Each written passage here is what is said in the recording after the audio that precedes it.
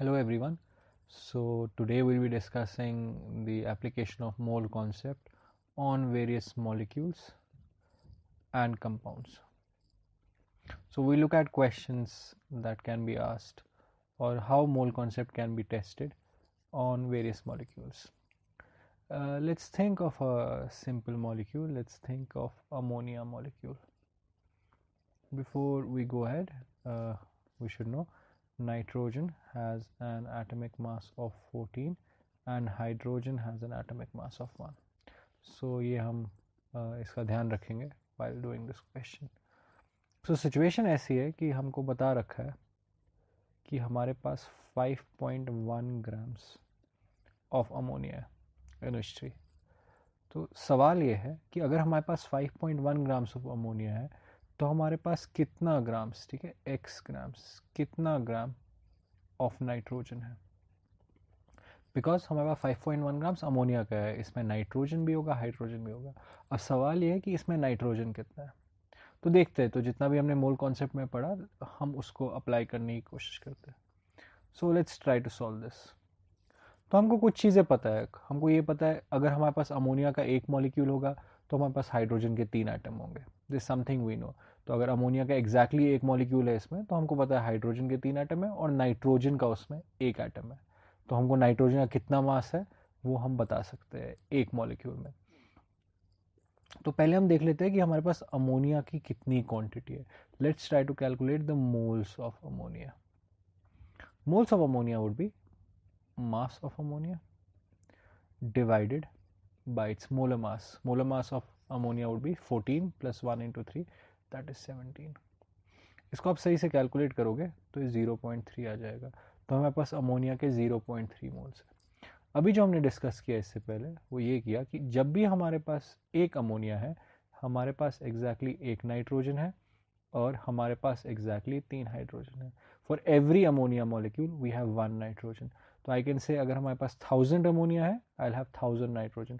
अगर हमारे पास अमोनिया का एक मोल है, ठीक है, if we have exactly 1 mole of ammonia so I'll have exactly 1 mole of nitrogen and I'll have 3 moles of hydrogen.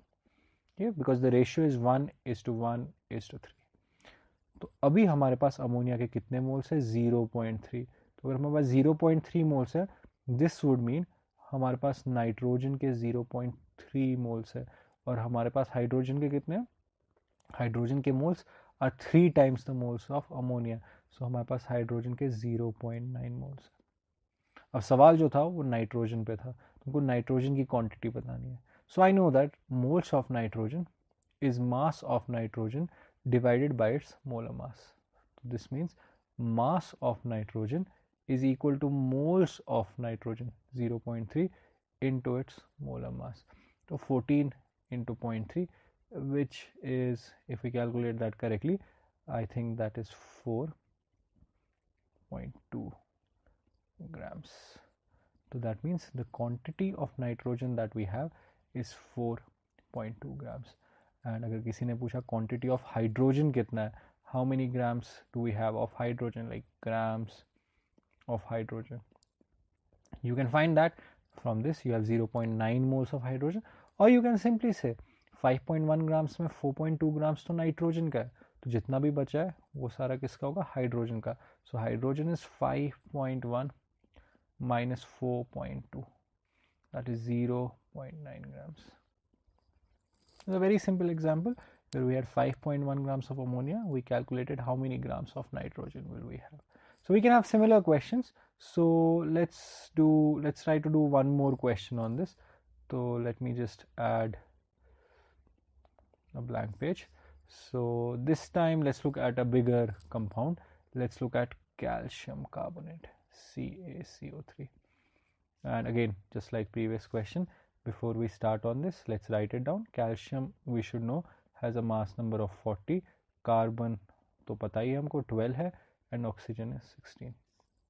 तो कैल्शियम कार्बोनेट को देखते हैं. तो before we go into the question इसके बारे में हम लिख लेते हैं. इसका मॉलिक्यूलर फॉर्मूला है CaCO3.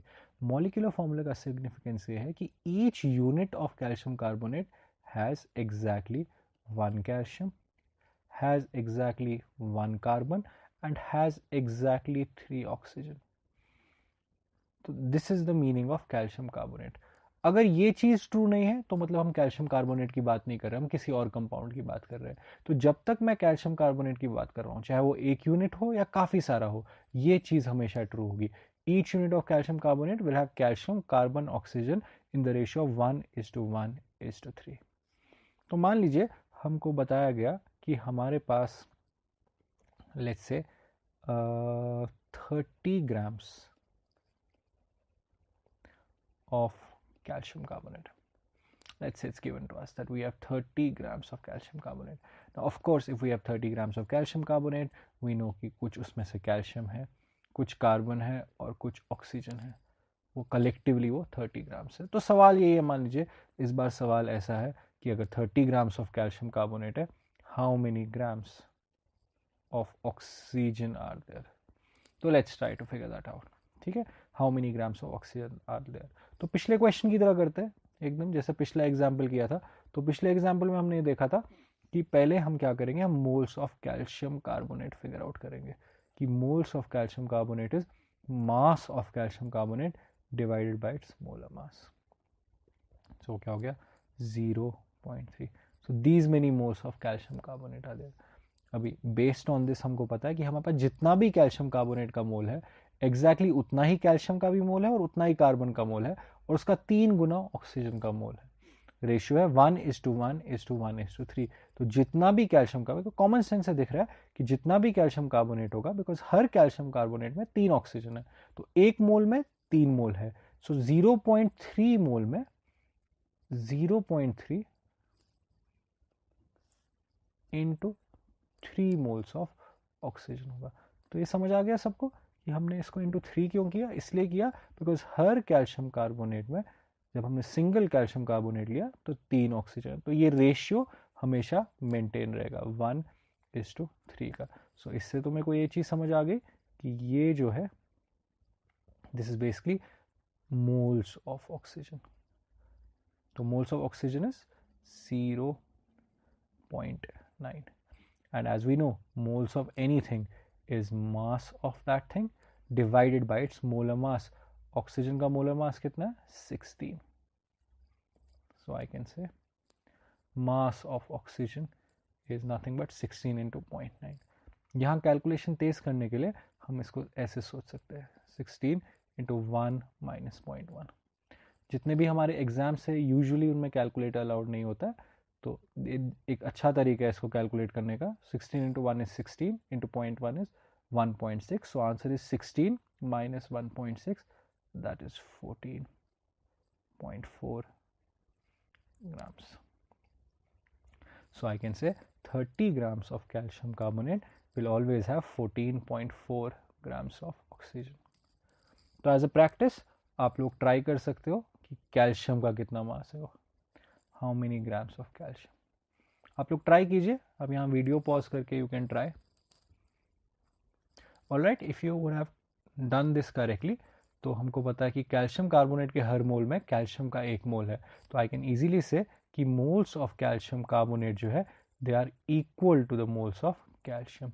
तो मोल्स ऑफ कैल्शियम कार्बोनेट तो हमने देखा 0.3 है, तो मोल्स ऑफ कैल्शियम भी कितना आ जाएगा 0.3. सो अगेन इसमें यही फॉर्मूला यूज कर सकते हैं.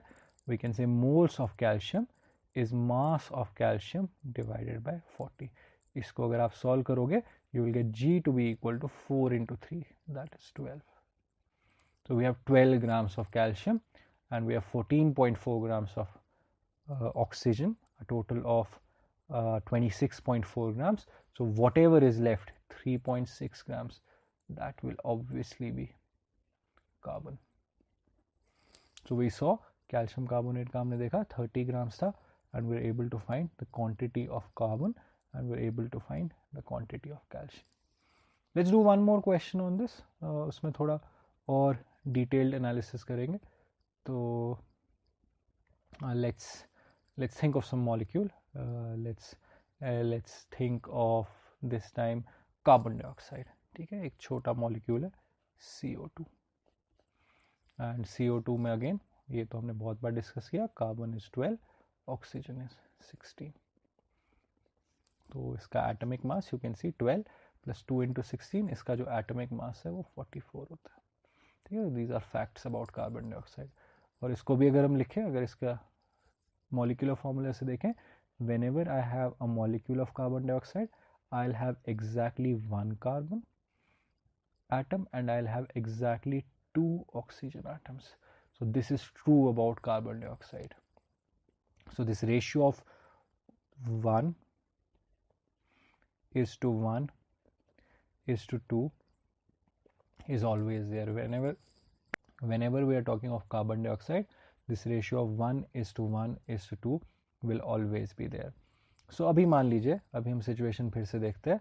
अभी मान लीजिए हमको दे रखा है कि हमारे पास let's say 8.8 grams of CO2 है। ठीक है, और इस बार क्वेश्चन थोड़ा डिटेल्ड है। इस बार मान लेते हैं क्वेश्चन के 3 पार्ट्स है। पहला है how many grams of oxygen are present. दूसरा है how many moles of proton are present. तीसरा है how many moles of electron are present. इन 3 क्वेश्चंस को देखते हैं। तो पहला क्वेश्चन देख लेते हैं। पहला क्वेश्चन तो is exactly what we have discussed till now. तो let's try to solve that. Let's look at that कि how do we get grams of, this should be oxygen atom. Oxygen atom की बात कर रहे हैं। Let me just remove this. How many grams of oxygen are there. तो first things first, I calculate the moles of carbon dioxide. Moles of carbon dioxide is given mass, standard formula, divided by molar mass. So 8.8 divided by 44, that is 0.2. So these are the moles of carbon dioxide we have in 8.8 grams of carbon dioxide. We know that from this, whatever moles of carbon dioxide we have, exactly twice moles of oxygen होगा। तो इसके basis, तो इस ratio के basis पे मैं ऐसा कह सकता हूँ, based on this ratio I can say कि मोल्स ऑफ ऑक्सीजन जो है, moles of oxygen are 0.2 into 2, right? That is 0.4. So moles of oxygen are 0.4. हमको मास फाइंड करना है, तो I can always say moles of oxygen is mass of oxygen divided by its molar मास। तो इस चीज को अगर सॉल्व करेंगे, सो we can say mass of oxygen is nothing but 16 into 0.4. 16 into 2 is 32, 32 into 2 is 64, so 64 and there's a point, so I can say 6.4 grams. So I hope this is clear. So we can say in 8.8 grams of carbon dioxide, the 6.4 grams. So answer to this is 6.4.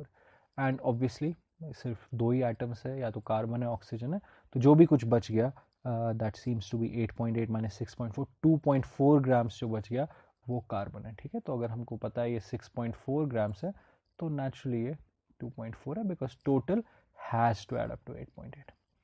Now let's look at moles of proton.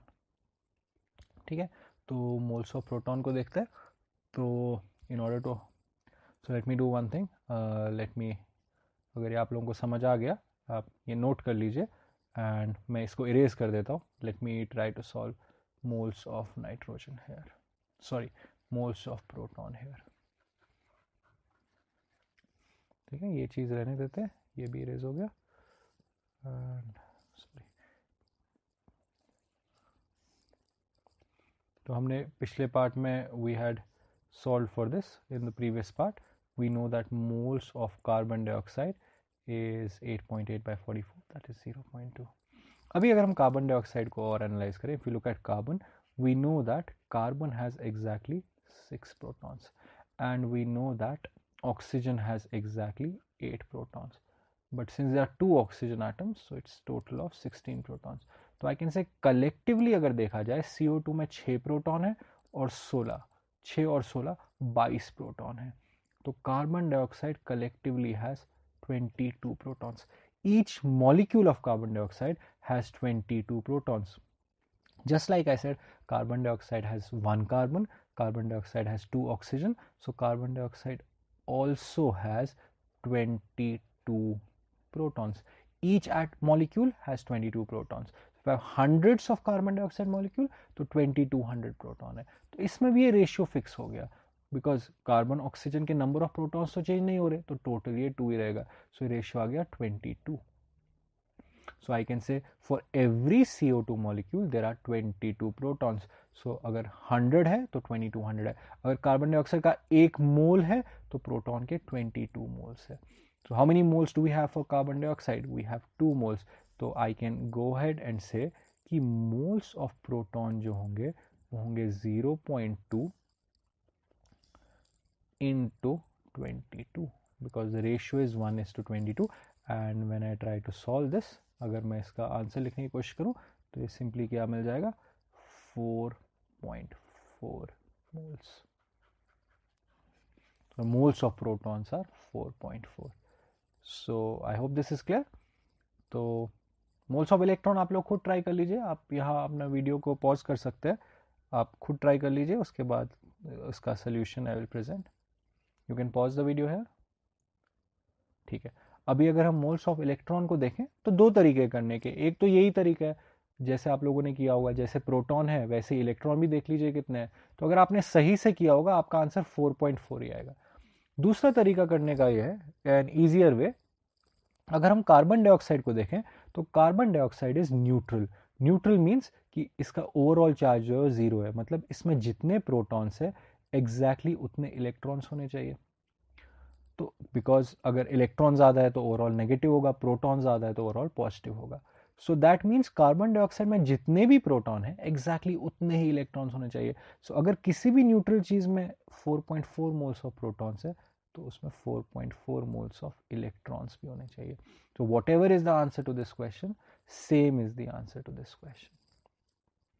तो we are able to find the answer to these 3 questions. There is one more thing जो मैं share करना चाहता हूँ is, अगर हम second question को फिर से देखें तो सेकेंड क्वेश्चन को करने का एक डिफरेंट तरीका है. अगर हम अपना जो हमने मोल कॉन्सेप्ट पढ़ा था एकदम पहले लेक्चर में, जो आप लोगों ने देखा होगा इसके फर्स्ट लेक्चर में, तो हमने देखा था किसी भी चीज़ का अगर मास होता है वो इसलिए होता है क्योंकि उसमें प्रोटॉन्स और न्यूट्रॉन्स होते हैं. कार्बन में 6 प्रोटॉन होते हैं, राइट, लेकिन वी ऑल्सो नो कार्बन में 6 न्यूट्रॉन्स होते हैं. ऑक्सीजन में 8 प्रोटॉन होते हैं, लेकिन ऑक्सीजन में 8 न्यूट्रॉन्स भी होते हैं. So I can say carbon dioxide में 22 प्रोटॉन्स तो होते ही है और 22 न्यूट्रॉन्स भी होते हैं. तो carbon dioxide has equal number of protons and neutron. जितने उसमें प्रोटॉन है उतने ही इसमें न्यूट्रॉन भी है. तो दैट मीन्स कार्बन डाइऑक्साइड का कितना भी सैंपल हमारे पास हो, number of protons will be same as number of neutrons. तो 8.8 ग्राम्स ऑफ CO2, इसका mass is only because it has protons and neutrons. And now I am saying जितना proton है एग्जैक्टली उतना न्यूट्रॉन है. मतलब इस पूरी चीज में प्रोटॉन का मास कितना होगा 4.4 ग्राम्स और न्यूट्रॉन का मास कितना होगा 4.4 ग्राम्स, बिकॉज इक्वली डिस्ट्रीब्यूट होगा ना. अगर इक्वल नंबर ऑफ प्रोटॉन और न्यूट्रॉन है तो प्रोटॉन का 1 मोल कितना होता है 1 ग्राम, वही तो डेफिनेशन है 1 मोल की. So 4.4 grams of protons simply means 4.4 moles. So this will have 4.4 moles of protons and 4.4 moles of neutrons. So this makes it very simple कि अगर मैं किसी और क्वांटिटी की बात करूं, if I tell you कि मेरे पास 90 grams of carbon dioxide है, so that means उस 90 में से, ठीक है, अगर मैं आपको ऐसे बोलूं कि अगर ये आपको समझ आ गया, so I'll just remove this. If I tell you we have 90 grams of carbon dioxide. So अभी जो हमने डिस्कशन किया, जो अभी हमने थोड़ी देर पहले यहाँ देखा, इससे हमको ये समझ आया कि कार्बन डाइऑक्साइड में 50% प्रोटॉन होता है और एग्जैक्टली 50% मास न्यूट्रॉन का होता है. तो इसमें अगर हम देखें तो 90 ग्राम कार्बन डाइऑक्साइड, तो आपको अगर मैं बोलूँ कितने मोल्स ऑफ प्रोटॉन है, आपको कुछ कैलकुलेट नहीं करना, आप सीधे कह सकते हैं इसमें 45 मोल्स जो है वो प्रोटॉन के हैं और 45 मोल्स जो है वो न्यूट्रॉन के हैं. Why? Because we are confident that number of moles of proton are same as number of moles of neutron here, and half of this is proton, half of this is neutron. This cannot be said for something like H2O.